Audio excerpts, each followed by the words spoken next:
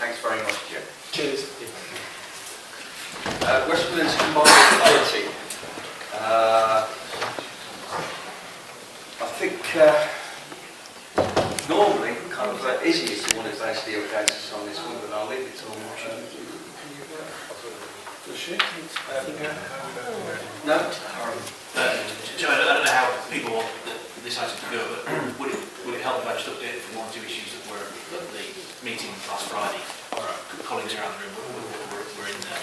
I think the 3 or 4 issues where there are some concerns around the letter from the Minister around non-constituent members and the impact that has on the overriding and founding vision of the 3-lep geography.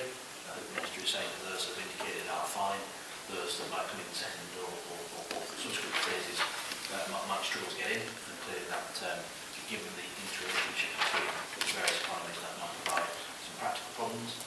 Second issue then is the Mental Health Commission, which I think we had until Thursday to sign up to the protocol, and that's a launch next week. I'm right on that.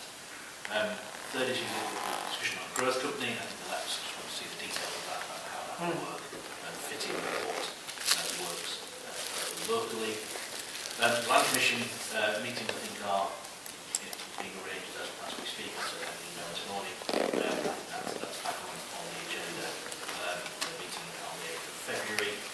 And then I think there is a protocol that's been developed for contact with them there and the candidates, which will affect some areas of this committee more than others, but that would be interesting for people to be aware of. And obviously the devolution talks themselves are ongoing with central government. I couldn't get a real sense of how they're progressing other than the fact that they were ongoing. So those are a bit closer to it, might be able to advise you, but that's a start of 10 discussion. I'll basically open to the floor because I'm not kind of a combined authority. Izzy kind of represents the kind of out some combined authority. I don't. I do LEP. So it's any other kind. Yeah, I'm happy to make a comment, particularly on behalf of probably the first item that Steve raised. I think that was probably the area of significant concern, but just really to relay back to you, Nick Abel, Vice Chair of Coventry and Warwickshire LEP, attended on Jonathan's behalf, and it was a very frank conversation obviously about the content of the letter, but in relation to that specific item, Nick did urge that through the Chair of the CA that government were urged categorically to try and change the mind of the Minister's advice in the letter, and really citing several problems, not least that the economic objectives that have been set out in the strategic economic plan would be virtually impossible to achieve. It would be catastrophic. We basically couldn't actually set out what we'd earmarked towards 2030. So I think from Nick's point of view, from the LEP's point of view, speaking on behalf of, I'm guessing in his role, well, absolutely as the private sector, but as a public-private sector board, made it very clear that he thought the advice ought to very much be challenged. Can I just add, in terms of George wanted me to relay the message as a constituent member, not only did he say that he and the other constituent members were extremely surprised by the contents of the letter, but actually what he also wanted to add was he full support for the involvement of non-constituent members as many levels as that is possible. And just wanted that message relayed back to you. Dennis. Chair, it's one of the 5 districts who have been members since the beginning. And in fact, I actually think that probably nobody actually is a member here yet except ourselves, because they're still awaiting membership, including Warwickshire. I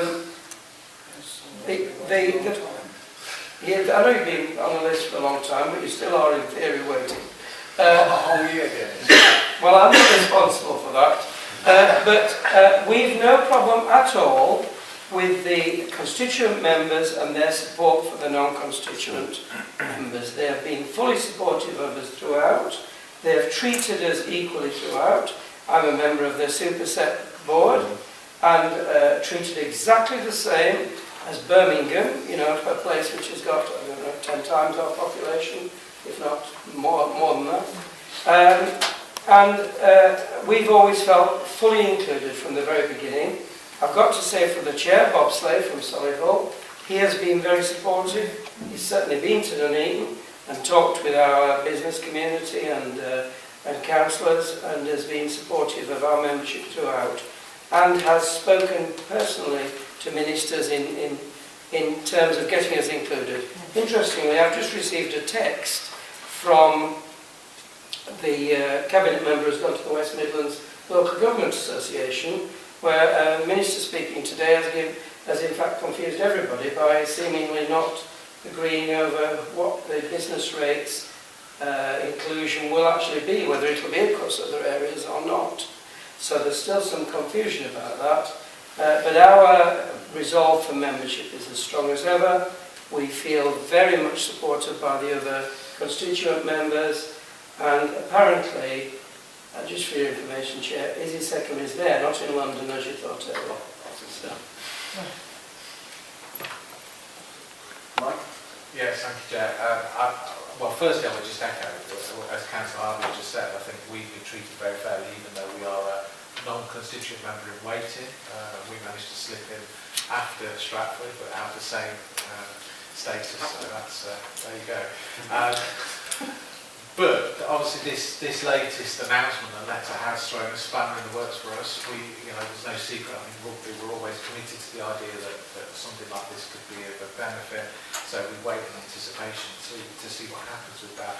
But I think there is a question to be answered, and certainly we'll be looking at that early summer about what that status means when we get some clarification and where Rugby stands in the big picture and where we're going forward. So it's a waiting game at the moment, and we wait for that information to be forward. I mean, it's more than obvious since George Osborne is no longer in the picture that devolution deals, as they say, a lot of them have fell on the wayside, and the two strongest ones are still there, which includes West Midlands. So there's still a lot of questions to be answered from central government in terms of the way forward. Chris? The problem is, Chairman, that when the West Midlands Combined Authority was first mooted by George Osborne and Co., they only had 2009 legislation to do. Bob Slade was certainly, I think, quite inclusive of this. And I know Dennis wasn't responsible for the timing of Stratford's application, but I'm frustrated because we only missed out by 2 votes on the first quite, and have been literally, it was sometime in January that we resolved to join, and has been nearly at the end of January now. I would guess I can say that's more than a year ago. It is a frustrating position to be in. When you look at the main agenda and what Steve and Paula haven't mentioned is that was probably a more inclusive agenda on Friday than it's been just lately. We've seemed to spend endless times looking at mayoral issues, when you go to a combined authority board meeting. But the issue is, yes, I'm feeling a bit like Mike does, but I think we've got to also put some fight in here, because they should not exclude authorities that are in the 3 LEP geography. It's as simple as that. That was the point I made last week. And, otherwise, as somebody said earlier on, we can't necessarily implement some of the strategic objectives.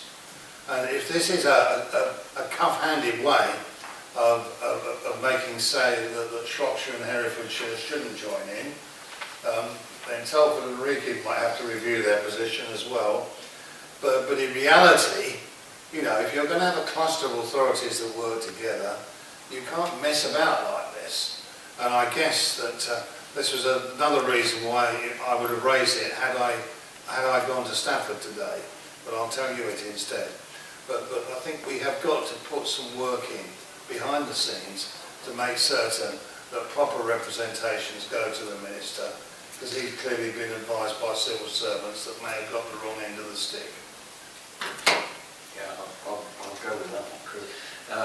David? I said last Friday, actually, we've got a new classification here, the non-constituent. And I still feel, we're waiting for crumbs to drop off the table, but I actually feel to a certain extent we're disregarded in the district, and we're a bit like children that we've seen and not heard. And I don't feel loved or embraced by this whatsoever. And I think, speaking to Mike earlier, Mike are not happy about this, and we'll have to see where it goes.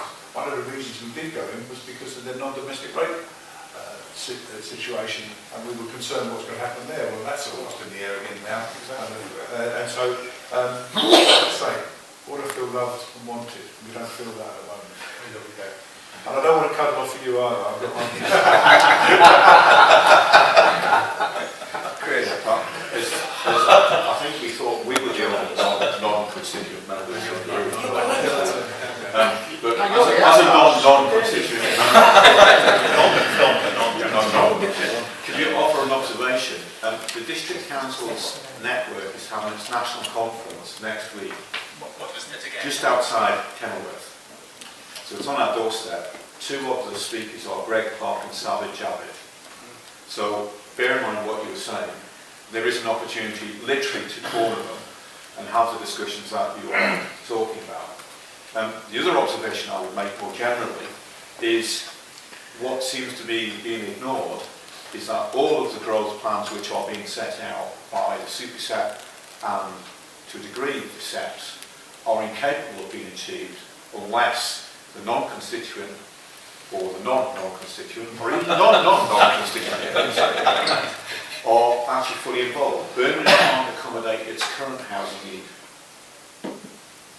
Black Country can't, we know Coventry can't. Now, all right, we've got a plan in place for Coventry's current housing need and employment need, but actually the superset numbers are even bigger. The reality is that the areas immediately around the 7 constituent areas are fundamental to be able to implement those plans. And that seems to me, as a non-observer on your position, and probably ours by implication, isn't that the discussion point? As politically difficult as that will be. But the minister is not being clear on a lot of things. Maybe the minister doesn't know. Because it's like CWH&B was going to to make sure that the growth would happen, he was going to take a more flexible approach and put a paper forward on green belts. And from what I've read in the press, that he is already backtracking on that because of pressure from his own damn constituency. So, all right, we might manage to squeeze our housing requirements into the existing wide land that we've got. But I'll tell you what, in 5 years' time, when it comes to allocation of further housing, there is nowhere to go. You think Coventry and Birmingham have nowhere to go, but the districts and boroughs have got nowhere to go with the present formation of Greenbelt.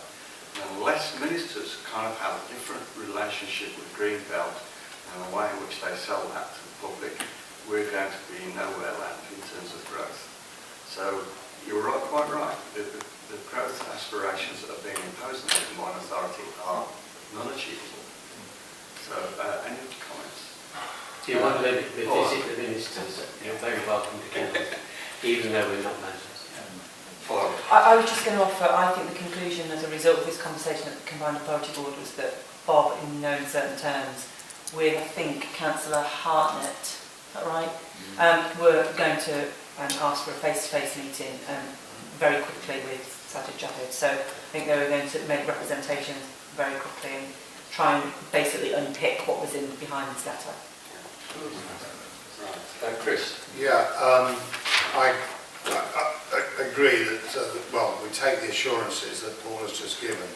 I'd like to trip Chris Elliott up, because if he spotted that the Secretary of State and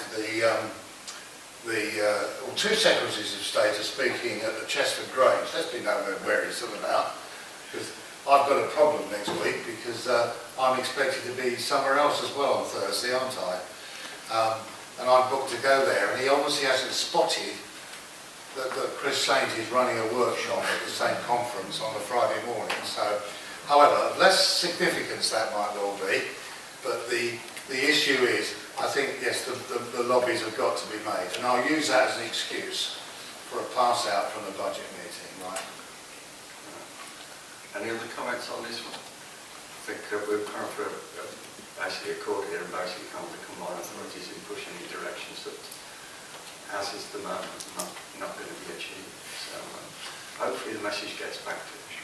And let's go lobbying to CWH&B and Greg Clark. one of which still wants the other one's job, by the way.